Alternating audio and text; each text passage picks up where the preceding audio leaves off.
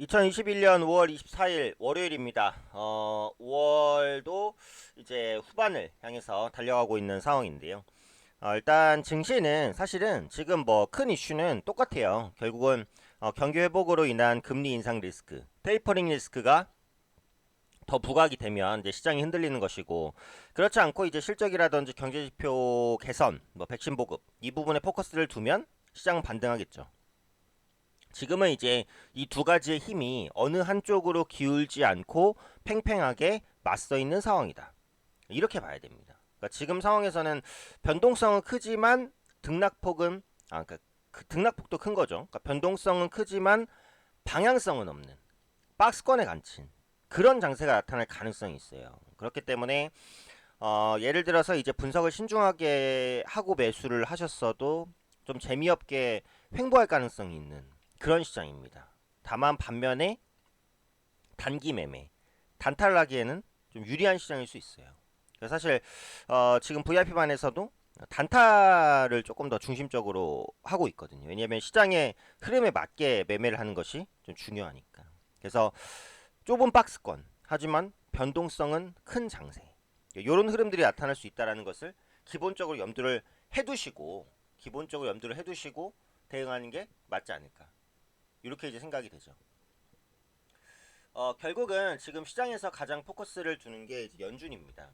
그러니까 연준이라는 것은 이제 그 결국은 금리라든지 아니면은 미국의 경제 정책을 결정하는데 굉장히 심대한 영향을 미치는, 전통적으로도 주식시장에 영향을 많이 미쳤었던, 그죠? 그 연준 위원들의 발언 하나하나에 시장의 관심이 쏠릴 수밖에 없다. 라고 보셔야 되는 거죠. 근데 연준 이사들의 발언을 보면 이제 테이퍼링, 그러니까 자산 매입 축소죠. 자산 매입 축소에 대한 언급이 한 명씩 계속해서 많아지고 있어요. 그죠? 그래서 그런 부분들이 결국은 시장의 부담으로 작용할 것이다. 이런 얘기들이 있고, 과거에도 보시면 테이퍼링을 적극적으로 진행할 때는 대부분 시장이 약세를 보였어요. 그래서 그런 부분도 우려스럽다라는 부분이죠. 그래서 국내 증시에도 이런 영향이 미칠 수밖에 없다라는 겁니다. 좀 더 세부적인 내용을 보면 4월에 이제 FMC 의사록이 나왔는데요. 다수의 이제 참석자가 경제가 이렇게 이 속도로 회복이 된다면 자산 매입 속도 조정에 대한 논의를 시작하는 것이 적절할 수 있다라고 언급을 했어요. 그래서 이에 따른 영향이 어느 정도로 작용되는지를 봐야 되겠죠. 그래서 로버트 카플란 댈러스 연준 총재 테이퍼링 논의를 시작해야 된다라고 언급을 했고요. 그 다음에 패트릭 카커 필라델피아 연준 총재도 논의를 시작해서 천천히 완화 정책을 해야 된다. 뭐 이런 입장들을 밝히고 있어요. 결국은 테이퍼링 관련된 리스크가 이번 주에도 중요하게 시장에 영향을 미칠 만한 이슈다. 이렇게 이제 보셔야 될 것 같아요. 두 번째로는 뭐죠? 암호화폐죠. 암호화폐. 지금 암호화폐 하시는 분들 계신지 모르겠지만 사실은 이제 저도 가격을 너무 예측하기가 어려운 상당한 위험 자산이고 또 투기 자산이라고도 생각을 하는데, 비트코인을 비롯한 여러 알트코인의 가격이 이제 급락을 했단 말이에요. 또 뭐 급락했다가 반등했다, 급락했다 반등했다 이런 패턴인데, 추세라는 건 어때요? 추세는 깨졌어요. 우하향으로 가고 있어요. 암호화폐와 주식시장의 관계를 보면 뭐 여러 가지 의견이 있습니다.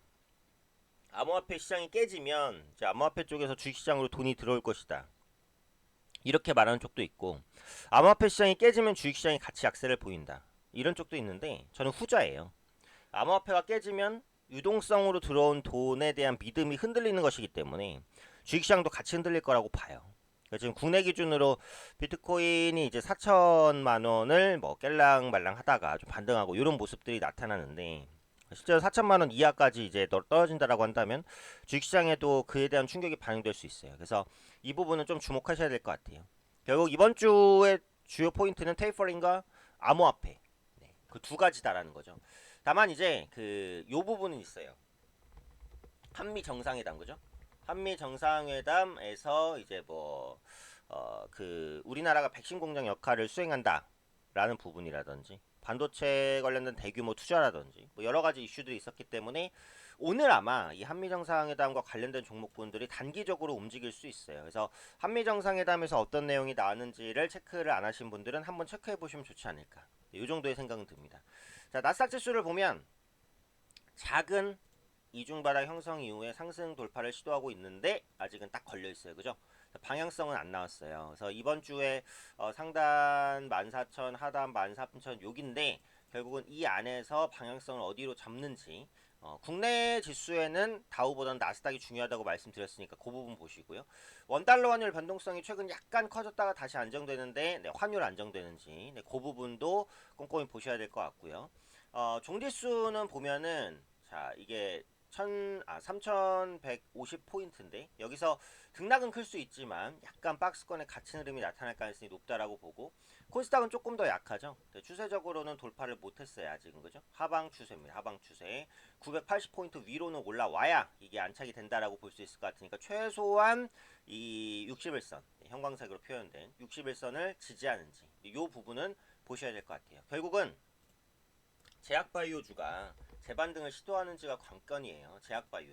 제약바이오주가 반등을 해줘야 코스닥 지수가 반등을 해줍니다. 제약바이오주가 최근에 반등을 시도했다가 약간 약했기 때문에 재반등을 시도할 가능성이 있어요. 그래서 제약바이오주의 재반등이 나오는지 이런 부분들 좀 꼼꼼하게 보셔야 되지 않을까 이렇게 이제 생각이 돼요. 여러 가지 경제 지표들 발표가 있어요. 그래서 미국의 3월 그 S&P 게스실러 주택가격지수 그다음에 금통이 예정돼 있습니다. 이번 주에요. 네, 이번 주 한국의 금통이 예정돼 있는데 금리는 당연히 동결하겠죠. 하지만 앞으로 어떻게 금리 정책을 운용할지 네, 미국의 그리고 국내의 경제 상황 어떻게 판단하는지 이런 부분들에 대한 언급 한번 꼼꼼히 체크해 보시면 좋겠고 이번 금통위를 통해서 금리 인상에 대한 뭐 기대감이나 우려감이 커진다면 은행주를 비롯한 금융주가 또 강세를 보일 수도 있으니까요. 이런 부분들도 같이 한번 체크를 해보시면 될 것 같아요. 어쨌든 지수로는 크게 기대할 건 없고 개별 종목으로 대응해야 되는 장이다. 특히 지금은 단기 매매를 하기가 조금 더 적절한 시장이다라는 부분까지 참고해 보시면 좋을 것 같습니다. 자, 그럼 이제 끝으로 그 VIP반 안내 해드리고 이제 마감을 할 텐데요. VIP반은 제가 직접 문자로 어떤 종목에 대한 매수 매도를 정확하게 보내드리는 서비스입니다. 그래서 VIP반 관련해서 저와 상담 원하시는 분들은 담당자분 상담은요 010-7299-7214 여기가 이제 담당자 상담이고요. 저와 상담하실 분은 010-2638-0086 접니다. 오팀장 38-0086이죠. 86. 네, 이렇게 문자 주시면은 그 안내 도와드릴 거예요. 저랑 직접 상담하고 싶으신 분은 010-2638-0086 문자 남겨주시면 VIP방 관련해서 상담 드리도록 하겠습니다. 자, 월요일입니다. 월요일이고요. 이번 한 주도 모두 성투자하시고요. 저도 열심히 개인 투자분들 위해서 달려가도록 하겠습니다.